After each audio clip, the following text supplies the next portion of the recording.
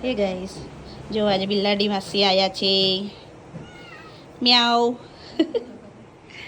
Mummy papa તે બેઠા છે, મયુર દિયાબત્તી કરે છે.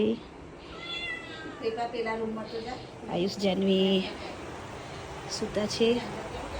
આજે સન્ડે છે એટલે દરરોજ અમારે કોઈ મહેમાન આવે. કઈ ગઈ આવી રહી, જો પાછળ પાછળ ફરે છે. એ મંદિરમાં નહીં જવાનું, મંદિરમાં નહીં. ચલો આજે બધાને 8મા દિવસના દર્શન કરો. આજે માતાજીનો 8મો દિવસ થઈ ગયો છે ગાઈસ. જુઓ, આ દશામાં છે ને આ મારું ઘરનું મંદિર છે. જો ગાઈસ, આજે મારા ઘરે જ બધા મારા મશીનોની સર્વિસ થઈ રહી છે. મારા પાર્લરના 2 મશીન ખરાબ થઈ ગયા છે. તો મારા હસબન્ડ, મારો છોકરો, મારા પપ્પા બધા એક સાથે જ બેઠા છે. ખાલી મશીનને જોઈ જ રહ્યા છે કે શું થયું છે, મશીનને પ્રોબ્લેમ શું થયો છે. જુઓ. હેલો ગાઈસ, જો મમ્મી મગફળી છોલી રહી છે, પપ્પા સોફા પર તે બેઠા છે, જેઠાલાલ ચાલી રહ્યું છે અને મારા હસબન્ડ શું કરી રહ્યા છે. શું કરતા હતા તમે? હે આરો? આજે આરો ફિટ કરતા હતા તમે? એવું? જાનવી શું કરી રહી છે?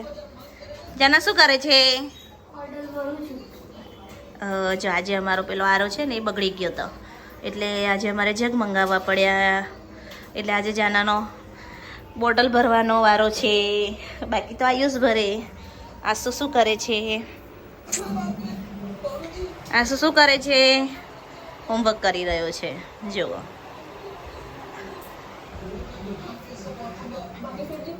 પપ્પા પૂજા કરે છે ને કેમ આવું? મને આવડે જ બનાવતા રોટલી.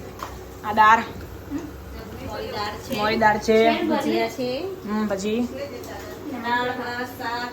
પછી ચાલો ગાઈસ, બધાને જમવા આવવું હોય તો ભજીયા ખાવા, ભજીયા મોકલાવું. જે જોતા એમણે કોમેન્ટ કરજો. હા ને, આ છે ને આવડે હાથી રાજા દાદા બેડા બા બધું લાવે છે. હેલો ગાઈસ, જો મમ્મી પપ્પા સૂઈ ગયા છે. હવે મયુર બેઠા છે, ટીવી જોઈ રહ્યા છે. હવે મને પણ ઊંઘ આવી રહી છે. એટલે આજનો બ્લોગ અહીંયા ખતમ થાય છે. Bye bye, good night.